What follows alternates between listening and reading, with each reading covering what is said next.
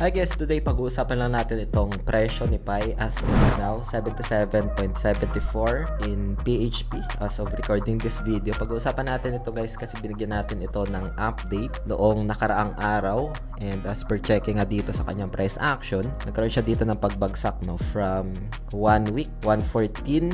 Ang pinakamababa niya right now, 173 guys. Ngayon, check natin yung price action. Mention din natin last time yung 0.618. Tinamaan na yan ngayon guys. So, discuss natin ito kung paano ko siya nakuha. Early overbought, nagkaroon siya dito ng pagbagsak ng presyo. It was confirmed. Pag-usapan din natin itong bullish divergence dito sa price action. Ayan, pabagsak yung price action pero yung RSI natin is pataas, no? So, discuss natin itong bullish divergence today. Pero bago tayo dito magsimula, kung hindi ko pa like itong video na ito, please like this video first. Subscribe yung YouTube channel natin, turn on the bell icon para ma-notify kayo dito sa mga updates natin na ginagawa sa ating YouTube channel guys, no? So for now, itong ang si Pi ay nagkaroon ng pagbagsak ng presyo over 24 hours, no? So from 99, 72.42 yung kanyang binagsak dito, and as of recording this video, 77.74 yung kanyang presyo today, no? Sa PHP, isang Pi. So punta muna tayo dito. So itong 0.618 guys, discuss ko lang. Punta tayo sa daily. Ayan.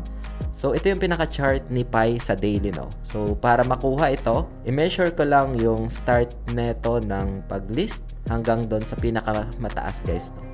Ayan. So tinamaan 0.618 as we observe dito. 0.618 zone guys is yan yung tinatawag natin na golden ratio, no. Diyan nagkakaroon ng buyers. And as we also observe dito guys, nagkaroon pa siya ng bullish divergence. You can search the bullish divergence. Ito ay isang momentum sa price action na kung saan nagkakaroon ng pagtaas ng presyo if ever na magkaroon ng form sa chart ng ganito, no. It's a bullish pattern na tinatawag. It's bullish divergence. Sa liwaan ng price action and oscillators, which is itong ginagamit natin na RSI. Pataas yung RSI pero pabagsak yung price action. So nagbi-build up siya dito ng momentum. But then again guys, this is very volatile pa rin since ito is 0.618 territory. Magkakaroon ulit ito dito ng maybe potential consolidation within this area. Pero if ma-respect pa rin ito, if magkaroon dito ng dominant sa divergence, merong probability na pwede niyang i-penetrate yung price action papunta doon sa previous support zone wherein around 1.6, no? 1.6 territory within this area if ever man na ma-sustain yung momentum nitong price action ni Pi. So 0.618, this is a golden ratio na tinatawag. Dito nagkakaroon ng mga buyers, no? May demand dito sa area na ito. So tingnan natin guys. Again, itong video natin today is just for ideas lang, for reference, and doesn't qualify as an investment or financial advice. Hope you get some insights dito. I'm just sharing my experience.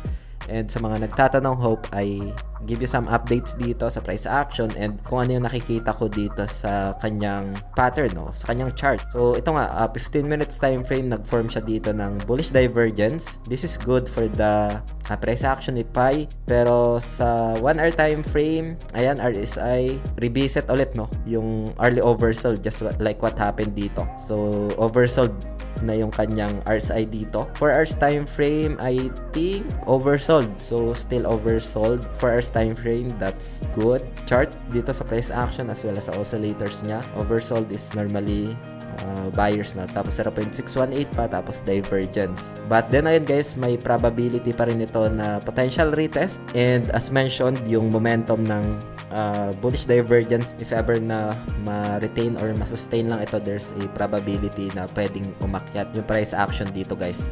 Maybe some consolidation lang within this area, within this zone, 1.26 territory, or can be retested ulit, double bottom, and that's the time na pwede siyang umakyat guys, no? Downside scenario natin dito guys, if below 1.2, price may retrace pa sa downside guys, no? Maybe medyo malalim, 98 cents yung isa sa mga nakikita ko dyan. Pero 0.618 muna, tinitingnan natin dito, just like what we observed, 0.5, nagkaroon ng pagtaas ng presyo, ilang percent ito? That's more or less 25%, no? From 0.5 golden ratio natin dito. Let's check. Yeah, more or less 30%, no? So we'll see if ever man na hopefully magkaroon ito ng pag-akyat ng presyo So maybe within this area kasi this is part of the downtrend pero kailangan niya magkaroon pa rin ng impulse guys dito, no? Kasi we have corrective, wala pang impulse na trend dito guys, no? So pwede nyo itong puntahan, pwede nyo i-check yung official link ng ginagamit natin dito pag chart. Pwede rin sa cellphone is that lalay ko na lang sa description ng video na ito para mapuntahan nyo, and para na rin makayo sa mga phishing links online guys, no? Lalay ko na rin yung mga pina-farm natin dito na airdrop sa description ng video na ito na still ongoing pa rin.